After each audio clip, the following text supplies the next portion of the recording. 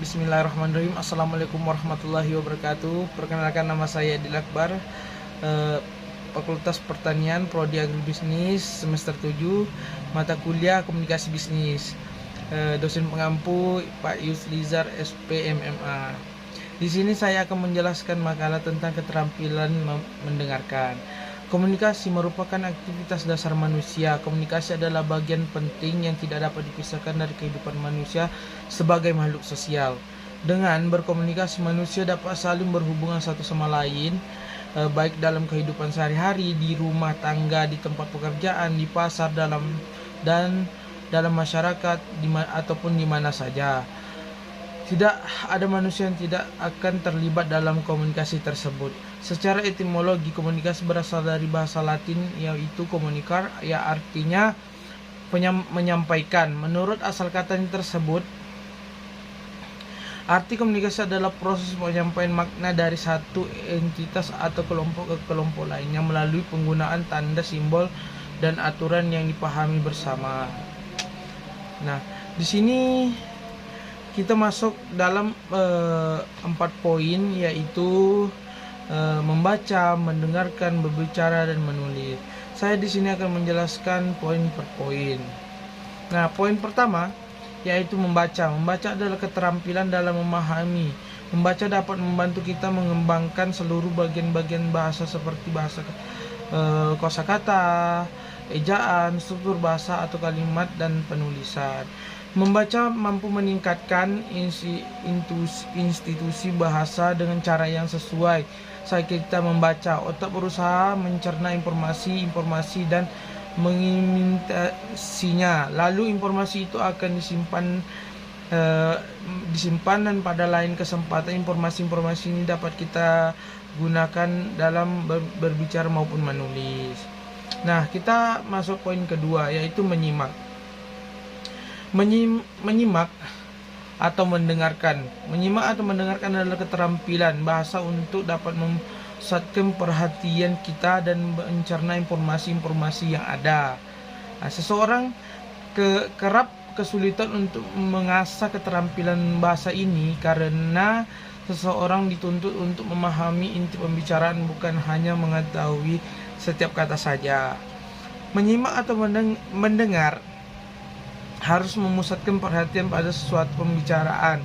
Keterampilan berbahasa, menyimak atau mendengar dapat dilatih setiap waktu. Kapan kita mau untuk melatihnya, bisa kita lakukan secara pribadi gitu. Dalam kehidupan sehari-hari, topik pembicara dan kode-kode visual dapat membantu kita mencerna pesan-pesan yang ada. Nah, kita masuk ke poin ketiga, yaitu berbicara. Nah, bahasa adalah untuk berkomunikasi. Kita berkomunikasi dengan orang lain, mengekspresikan ide-ide kita, dan juga memahami ide-ide orang lain. Makna dari itu, alat komunikasi akan berfungsi maksimal ketika faktor-faktor yang menunjang keterampilan produktivitasnya dikuasai. Nah, keterampilan berbicara diperlukan untuk mengungkapkan ide atau gagasan yang ada pada diri kita. Ide atau gagasan itu tidak hanya disampaikan, tetapi dapat dicerna dengan jelas oleh si penerima informasi tersebut. Bagaimana caranya menyampaikan ide itu atau gagasan dengan baik? Kita dapat menggunakan struktur kalimat yang sederhana serta bersifat efektif dan efisien.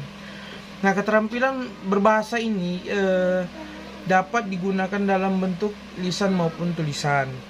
Nah, baik, kita masuk di poin keempat, yaitu menulis.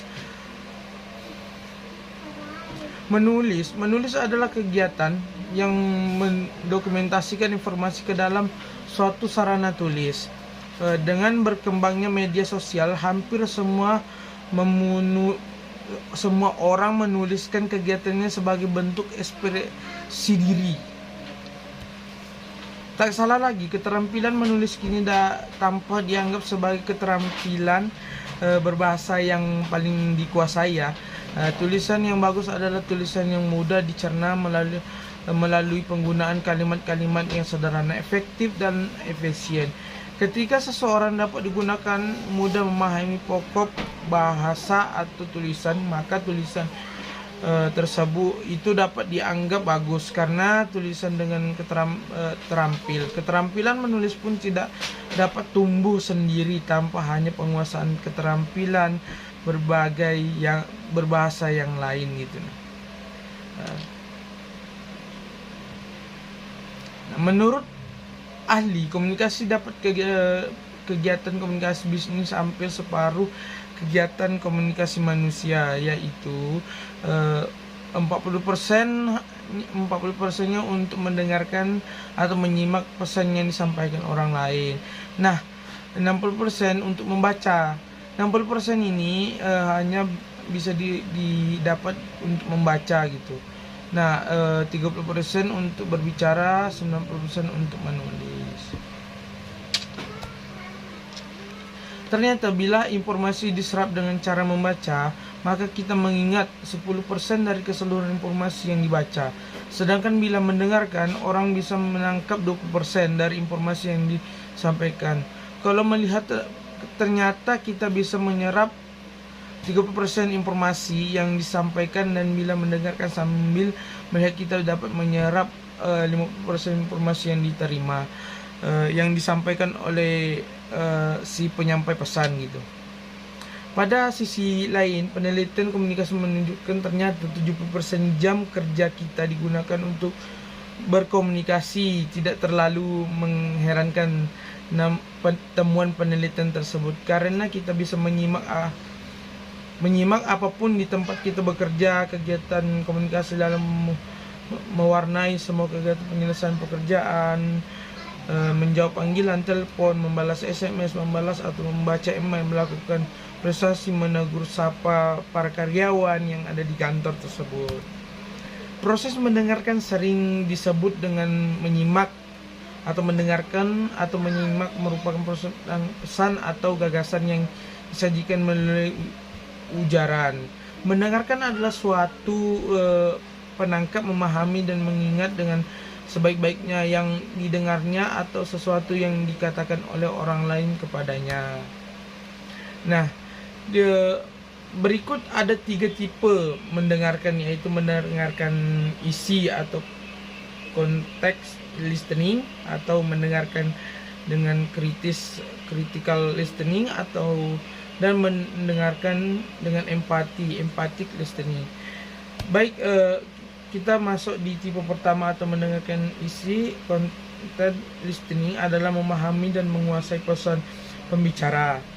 Mendengarkan isi pembicaraan, menekannya adalah pada informasi dan pemahaman sehingga dapat mengajukan beberapa pertanyaan untuk memperjelas materi.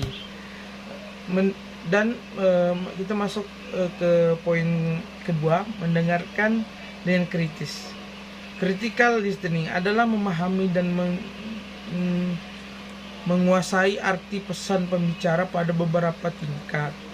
Logika, argumen, bukti yang kuat, kesimpulan yang valid, implikasi pesan untuk menerima informasi, maksud dan motif pembicara, dan setiap informasi atau poin relevan yang dihilangkan.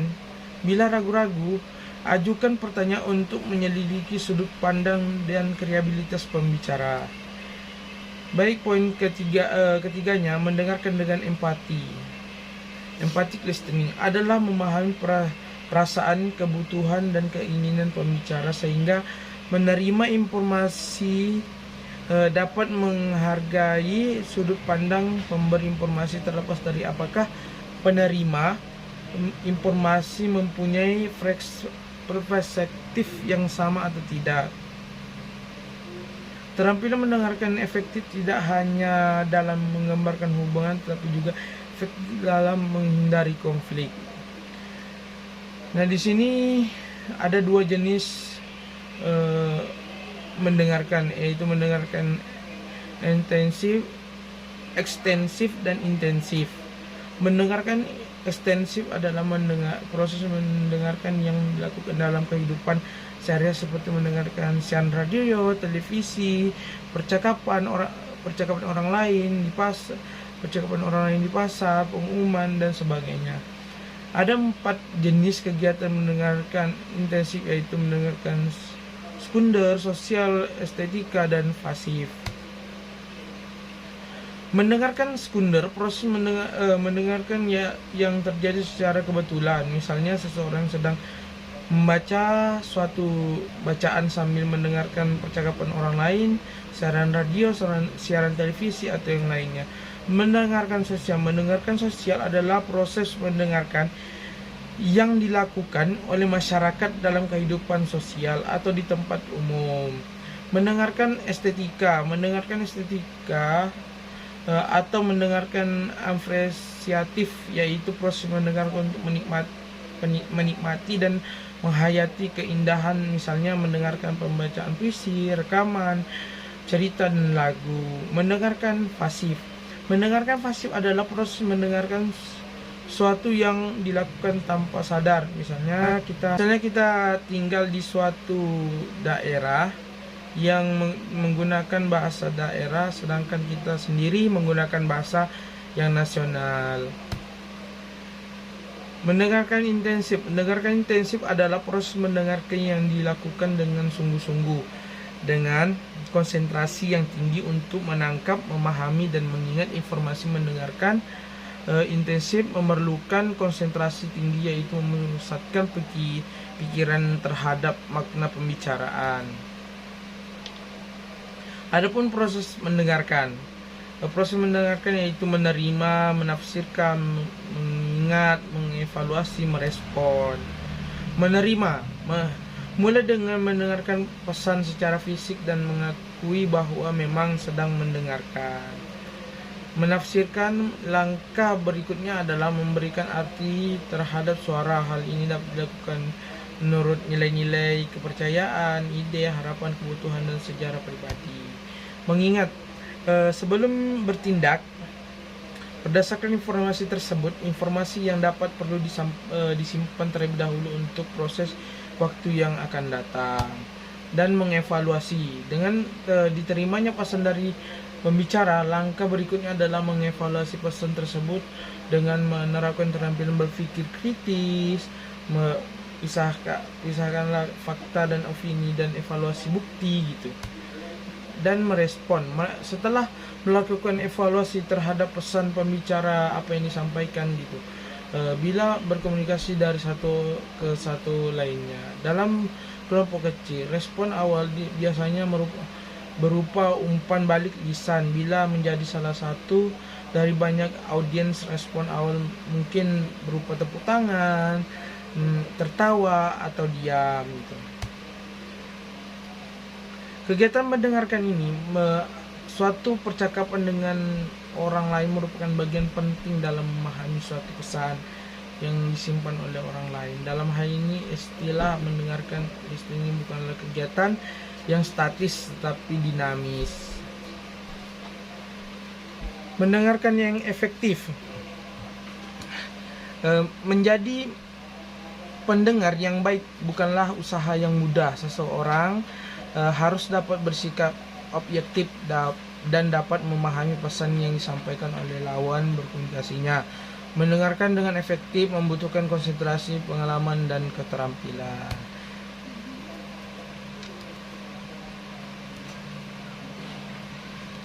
Baik, itu saja yang dapat saya sampaikan. Kurang lebihnya wabillahi taufiq wa hidayah. Wassalamualaikum warahmatullahi wabarakatuh.